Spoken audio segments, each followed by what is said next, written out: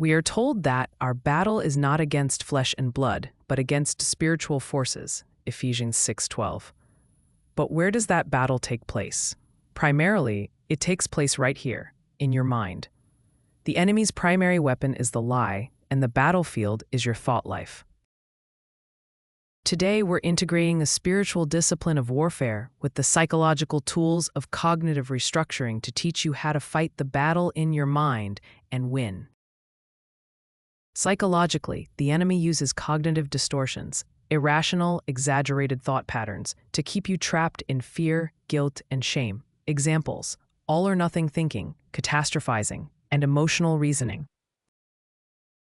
The enemy is the father of lies, John 8:44. His goal is to distort your perception of God, yourself, and your circumstances. A lie is a spiritual attack. A cognitive distortion is the psychological mechanism through which the lie is delivered. Weapon 1. Taking thoughts captive, spiritual. Take every thought captive to obey Christ. 2 Corinthians 10:5. This is the spiritual command. Weapon 2. Thought replacement, psychological. This is the how. When a lie enters your mind, you must 1. Identify. Name the lie distortion, e.g., that's catastrophizing. 2. Challenge. Ask, is this thought 100% true? What is the evidence? 3.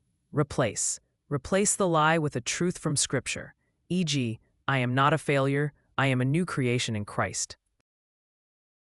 Actionable tip. The Jesus model. When tempted in the wilderness, Jesus didn't argue with the devil. He quoted Scripture.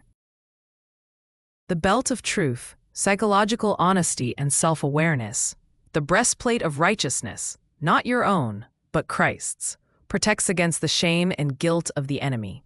The helmet of salvation protects your mind, your thought life, with the certainty of your identity in Christ.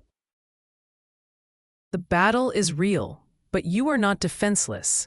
If you want to learn more about how to use your mind as a weapon for good, subscribe to the Renewed Mind Project. And let me know in the comments, what is the most common lie the enemy tries to tell you?